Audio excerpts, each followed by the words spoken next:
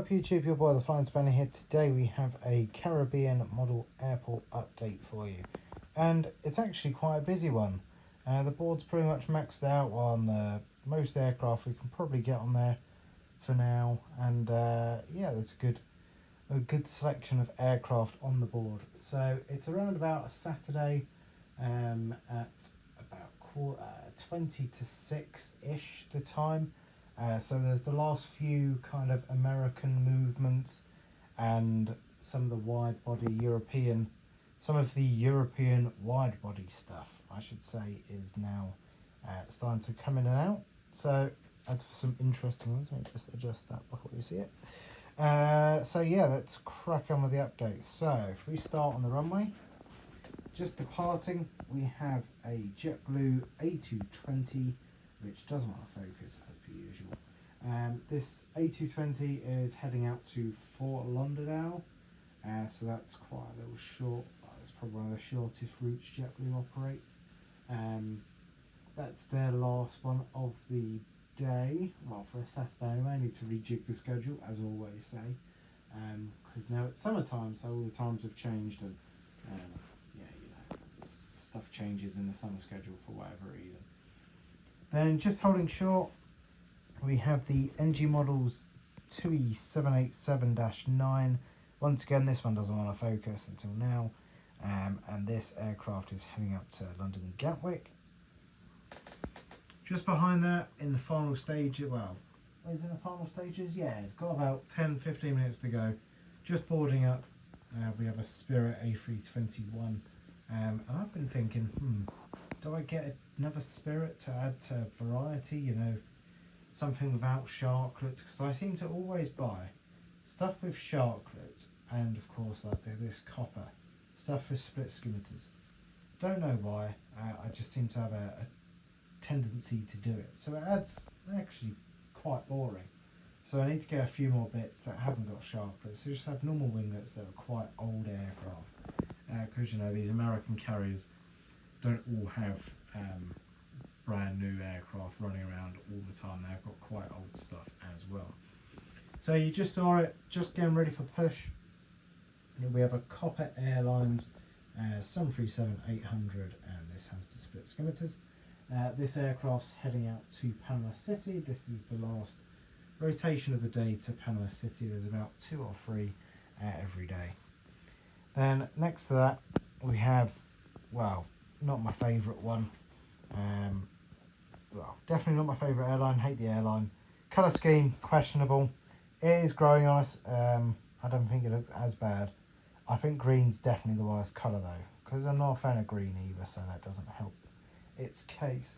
But we have the Condor A330neo. This aircraft arrived in about 40 minutes ago.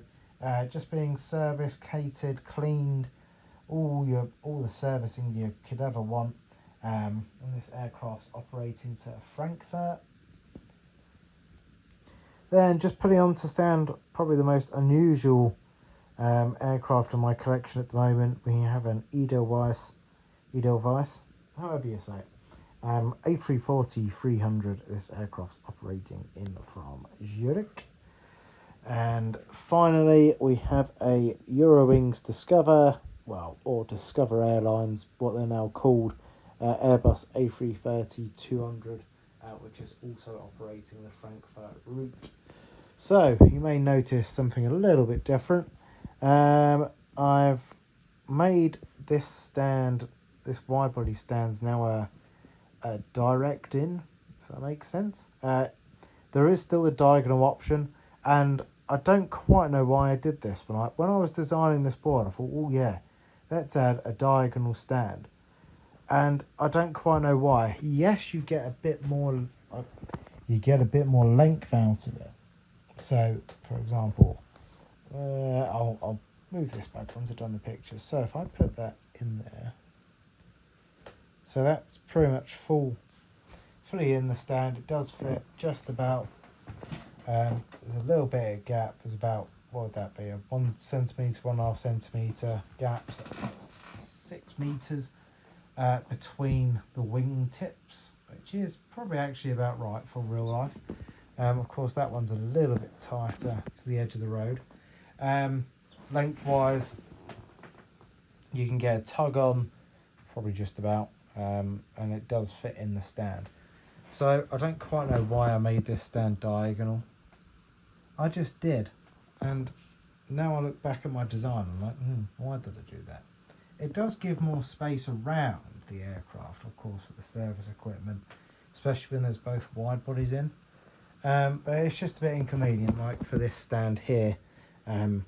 That's why I've decided to put in the straight in one, because I looked and there's that Euro, the A330 is really tight in that stand, so it just didn't give sufficient clearance for the winglets on the taxi into that stand, so that's why it's a straight in.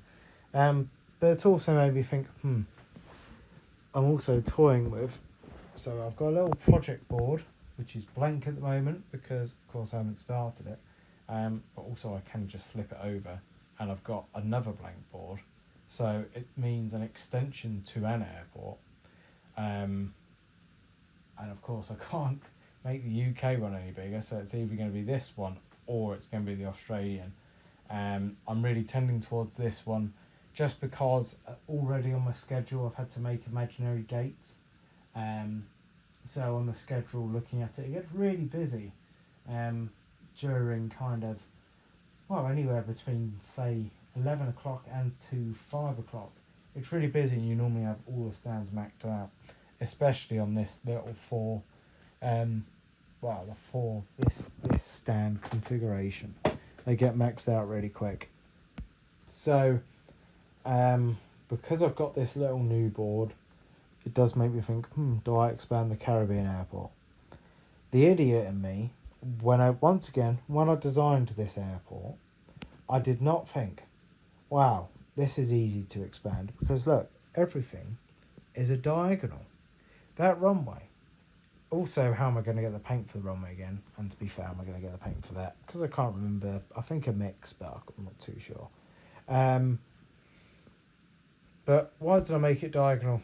Why did I make such a big behind the terminal, kind of such a big landside bit? I've never put anything on there, and I know it's because, of course, when I get my airports, I have to put them away, I have to hide them away. So storing them is a pain, so I can't have stuff permanently attached to them, because it makes the board not flat. Of course, all the paving and stuff, not really a big deal because it's only a tiny bit, but I can't have buildings permanently attached, which means my landside bit I've never put anything on because it takes far too long to line up all the cars and all that. I've put a little bit of buses out, but they're pretty much all I go now. So why did I make such a big landside? Why did I make, even if I made this bit diagonal runway, I could have at least made all of these stands straight, and probably got more stands in because they're not diagonal. Don't know. Not sure why. But my thought is, if I can get this new board, get on the edge there, I'd have to get two diagonal boards, two chop boards. So I'd quite like to continue this taxiway because I think that would look weird. That join onto that board and then of course join that bit in. So thoughts, maybe, possibly, gotta get this other project done, which I have started. Only a little bit because I've been busy in between, but it's only a little bit started, but I want to get that one done because that's my focus at the moment. This is what I do. I focus on one thing, then once I get to a certain point, I forget about it. Hence why that has no paving, that has no markings, that has no buildings. That was meant to have decking outside it, never got to it. Yeah, don't know. Must be some kind of issue I've got.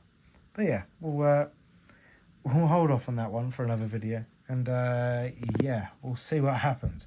So that was a very short update and a very long rant. Well, not a rant, but you know what I mean. Very long self-discussion. I hope you've enjoyed it, and hopefully I'll see you in the next video. Yeah, hope you enjoyed the update. have a very good weekend and see you later. Adios and goodbye.